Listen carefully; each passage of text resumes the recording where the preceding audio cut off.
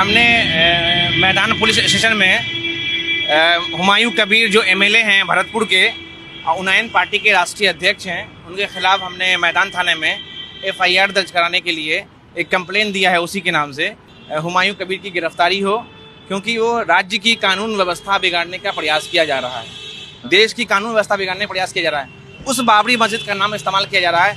वो बाबरी मस्जिद को लेकर राइट हो चुके हैं, दंगे भड़क हुए थे पूरे देश के अंदर, उसका नाम इस्तेमाल करके यहाँ पे राज्य की कानून व्यवस्था बिगाड़ने का प्रयास किया जा रहा है। तो इसलिए बंगाल पुलिस तत्काल इसकी गिरफ्तारी करे, इसको जेल में। প্রত্যেকে ভিডিওতে শুনতে পেলেন বা ভিডিওটা আপনারা প্রত্যেকেই দেখতে পেলেন। একজন মুসলমান ব্যক্তি হিন্দি ভাষায় বলে দিলেন যে হুমায়ুন কবির মহাশয়ের জন্য তিনি এফআইআর করেছে, তাকে দ্রুত গ্রেপ্তারের জন্য বলা হয়েছে। তো আমি বলতে চাই যে এফআইআর দায় করছে হুমায়ুন কবির মহাশয়ের জন্য, তো এই মসজিদটা তো স্বয়ং আল্লাহ পাক রব্বুল আলামিন তার দ্বারাতে করিয়ে নিচ্ছে। তো হুমায়ুন কবির মহাশয়ের নামে এফআইআর না করে আল্লাহর নামে এফআইআর করলে কেমন হতো? তাহলে আপনারা চিন্তা করুন, আল্লাহ যাতে রাজি তাতে বান্দা তাতে রাজি। তো এখানে আল্লাহ করাচ্ছেন একজনকে দিয়ে, আর এরা মানে কি সমর্থন যাই তাই এরা এফআইআর করছে। তাহলে আমি কেন বললাম কথাটা যে এফআইআর হুমায়ুন কবির মহাশয়ের নামে এফআইআর না করে আল্লাহর নামে এফআইআর করলে পারত? কেন বললাম? কারণটা হলো যে আল্লাহর ঘর মসজিদ মানুষ তৈরি করে, সেটা মানুষের ঘর হয় না, সেটা আল্লাহর ঘর হয়ে যায়। এই জন্য হুমায়ুন কবির মহাশয়ের নামে এফআইআর করা মানে মসজিদের নামে এফআইআর করা হচ্ছে, আর মসজিদের নামে এফআইআর করা মানে হচ্ছে আল্লাহর নামে এফআইআর করা। কি বুঝলেন কথাটা? তাহলে এইসব মুসলমান, এরা নামধারী মুসলমান, এই সমস্ত মুসলমানের জন্য লজ্জা। কারণ যে মসজিদের বিরোধিতা করা, মসজিদের মানে কি মসজিদের নামে যে বিরোধী করছে, মসজিদ করার জন্য যে বারবার এফআইআর করা হচ্ছে, তারা অন্য কোনো সম্প্রদায় মানুষ নয়, তারা হচ্ছে মুসলমান সম্প্রদায়ের মানুষ। একটু বোঝার দরকার, একটু বোঝার দরকার। সবাই জেনে গিয়েছে যে বাবরি মসজিদের জন্য হাইকোর্টে অর্ডার দেওয়া হয়েছে যে কোনো কেস নেওয়া যাবে না, কারণ এখানে নিজের জায়গা নিজের টাকায় বাবরি মসজিদ করছে, হাইকোর্ট অনুমতি দেওয়া হয়েছে। তার সত্ত্বে সবাই, অন্যান্য ধর্মের মানুষ প্রত্যেকে জেনে গিয়েছে, কিন্তু এই সমস্ত কিছু ব্যক্তিরা এরা কিন্তু এখনো বুঝতে পারেনি। এরা আবার দাবি করে আমরা মুসলমান, আমরা মৌলানা, আমরা আলেম, আমরা হাজি, আমরা নেতা, এরা সব প্রমাণ দিচ্ছে, আর এরাই মানে কি কেস করার জন্য উঠে পড়ে লেগেছে। তাহলে চিন্তা করুন কি কথাটা মানে কি হচ্ছে, কথাটা কি দাঁড়াচ্ছে দেখুন তো। তাহলে এরা কি খবর কি শোনে না, এরা কি খবর দেখে না যে এফআইআর করতে যাচ্ছে? এর আগে দুজন মুসলমান, একটা হাওড়াতে করেছিল, একটা বসিরহাটে করেছিল, সেই দুটো কেসে হেরে গিয়েছে। হাইকোর্ট অর্ডার দিয়েছে যে এই কেস নিয়ে হাইকোর্টে আসা যাবে না। তার সত্ত্বেও আবার মানে কি মামলা এফআইআর দায় করছে, সে আবার মুসলমান। এরা কি মুসলমান প্রকৃতি কি বলা যাবে? কোনোদিনই বলা যাবে না। যারা মসজিদের দুশ্মন হয়, যারা মসজিদের বিরোধিতা করে, তারা কেমন নেতা বা কিসের মাওলানা মুফতি? এরা কিসের জন্য মুসলমানের রেখে বলবো আমরা? এরা তো বিজেপির মানে কি হয়ে কাজ করছে। এরা যারা বাবরি মসজিদের যারা বিরোধী করছে, এরা তো বিজেপির হয়ে কাজ করছে। আমরা তো পরিষ্কার বুঝতে পারছি, জলের মতো পরিষ্কার, জনসাধারণ এখন বুঝতে পারছি। কোনো মানুষ যেমন এই যে অর্জুন সিংহ যেমন বলছে যে বাবরি মসজিদ মানে করবে, হুমায়ুন কবিরকে মাটিতে পুঁতে দেওয়া হবে, তো ওই রকম যেমন বলছে মুসলমান কিছু নেতা, এখনো নেতা হয়নি, নেতা হবে হবে ভাব লাগছে, তারা বলছে যে হবে না বাবরি, হবে না বাবরি, হবে না বাবরি। তাহলে এই যে অর্জুনের সঙ্গে এই মুসলমান নেতার এই পার্থক্য কোথায়? একই তো পার্থক্য, একই তো মিল দেখছি। ওদিকেও বলছে আমরা হতে দেবো না, পুঁতে দেবো, এদিকে বলছে বাবরি হবে না, হবে না।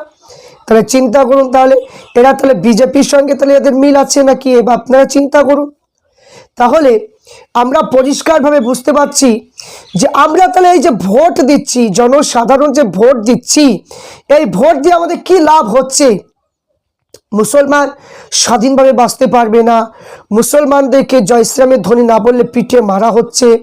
এবং মানে কি কেউ যদি মসজিদ করে বাবরের নামে দেব কি হুমায়ুনের নামে দেব, তাহলে বাবরি মসজিদ করতে গেলে তা বাধা সৃষ্টি করছে, মসজিদ করতে দেব না বলছে, তাহলে আমাদের ভোট দিয়ে লাভটা কি হচ্ছে? আবার কিসের জন্য মুসলমানকে জিতিয়ে এমপি এমএলএ আমরা তৈরি করছি, মানে কি উপকার হচ্ছে? যেহেতু মসজিদ করতে গিয়ে যদি বাধা পড়ে যায় বা বাধা দিতে যায়, তাহলে সেই ভোট দিয়ে আমাদের লাভটা কি হচ্ছে? আমার তো বুঝে আসছে না যেটা কি হচ্ছে এগুলো। দাবি প্রত্যেক জনসাধারণ এবং মা বোনেদেরকে বলবো, বাবা জীবন ভাইদেরকে বলবো যে দেখুন বর্তমান সময়ে মানুষের রাজনীতির জন্য কেমন ইমান হারা হয়ে যায়। আর যারা বলে যে মানে খুব দরদি দেখায়, মুসলমান খুব দরদি দেখায়, আর সেই সমস্ত নেতাগুলো দেখুন তাদের মুখেই এই সমস্ত বক্তব্য শুনতে পাবেন। আর যেমন আমাদের পিছরা আব্বাস সিদ্দিকী ভাইজান যেমন বলেছিলেন শওকত মোল্লা সাহেবকে জাহান্নামে কুকুর বলেছিল বলে কিছু মানে চটি চাটা কিছু হাজি কিছু মাওলানারা তারা উঠে পড়ে লেগেছিল, কেন শওকত মোল্লাকে জাহান্নামে কুকুর বলবে, কেন বলবে? তো কিসের জন্য বলেছে তার কারণ এবার দেখতে পাচ্ছেন তো। এই যে বাবরি মসজিদের বিরোধিতা করা মানুষগুলো এরা কি বলেন তো? আল্লাহর ঘরের বিরোধিতা করা মানে হচ্ছে যে আল্লাহর সঙ্গে বিরোধিতা করা। তাহলে এখানে অকম সম্পত্তি 1 নম্বর খতিয়ানে চলে যাচ্ছে এবং কি সমস্ত কিছু সব মুসলমানের প্রতি এত কোণঠাসা করা হচ্ছে, আর মুসলমান জনসাধারণ সেগুলো কি বুঝতে পারছে না? অবশ্যই বুঝতে পারছে। যারা আলেম ওলামা যারা মানে কি বিভিন্ন ফতোয়া জারি করছে, এক শ্রেণী আলেম, এই আলেমগুলো এরা বোঝার চেষ্টা করছে না, কারণ তারা তো তাদের গোলাম। এই জন্য তাদের গোলাম বলে এরা মসজিদ চাই না গো, এরা মসজিদ নিতে চায় না। এরা মসজিদ নিবে কেন? এদের মানে পকেটে টাকা গুঁজে দিলেই এরা মানে নিজের পেট ঠান্ডা হয়ে যাবে, জনসংখ্যা কি হলো না হলো ওগুলো দেখে কোনো লাভ নেই। এটাই তো চলছে এখন বর্তমান সময়, এটাই তো ঘটছে এখন বর্তমান সময়ে। রাজনীতির জন্য রাজনীতি প্রলোভনে পড়ে যে অবস্থা শুরু হয়েছে, এখন মুসলমানদেরকে নিয়ে কত রকমের কথা চলছে দেখুন। তাই জনসাধারণ এখন প্রত্যেকের চোখ খুলে গিয়েছে, এখন আর ওইসব উল্টোপাল্টা কথা বলে কোনো কাজ হবে না। তা আমি প্রত্যেক জনসাধারণকে বলবো আপনারা মানে ঠিক করুন যে নেতা হবে এমন একটা নেতা তৈরি করুন যে সব মানে নিজের ধর্মের দিকে খেয়াল রাখবে, প্রত্যেক গরিব মানুষের প্রতি খেয়াল রাখবে, জাতি ধর্ম বর্ণ নির্বিশেষে প্রত্যেক মানুষকে ভালোবাসবে, যারা ধর্ম নিয়ে রাজনীতি করবে না সেই রকম নেতা আমাদেরকে তৈরি করতে হবে। তাই এখানে আমি প্রত্যেককে অনুরোধ করব যে আপনারা ভিডিওটা দেখুন এবং প্রত্যেকে বোঝার চেষ্টা করুন যে মুসলমান এরা মানে মুসলমানরাই যদি এইরকম বাবরি মসজিদের বিরোধিতা করে, তাহলে অন্যান্য মানুষগুলো তো এদেরকে আর লাগবে না, এদেরকে বিরোধী করা লাগবে না, কারণ এই মুসলমানই তো লেগে গিয়েছে। তা আমি বলবো যে কোনোদিন কেউ আটকাতে পারেনি। আল্লাহ পাক রব্বুল আলামিনের ঘর মসজিদ, আল্লাহ পাকের ঘর, আল্লাহ পাক অবশ্যই হেফাজত করবে। তাই বাবরি মসজিদকে যেমন খানায় কাবা শরীফকে মানে কি বাদশাহ আব্রাহা যেমন ভাঙার জন্য বলেছিল, তো এখানে আব্দুল মুত্তালিব আল্লাহ পাককে বলেছিল আল্লাহ এই খানায় কাবা শরীফ তোমার ঘর, আল্লাহ তুমি হেফাজত করবে, আমার কিছু করার নেই। ওই রকমভাবে আমরাও বলবো যে আল্লাহ বাবরি মসজিদ তোমার ঘর, আল্লাহ তুমি হেফাজত করবে, আমাদের কিছু আমরা করতে পারবো না, আমরা কমজোরি মানুষ, আল্লাহ বাবরি মসজিদ তোমার হাওয়ালাতে আমরা ছেড়ে দিলাম। আমরা এই বলে আমরা প্রত্যেকেই দোয়া করব। আশা করছি আপনারা প্রত্যেকেই বুঝতে পেরেছেন।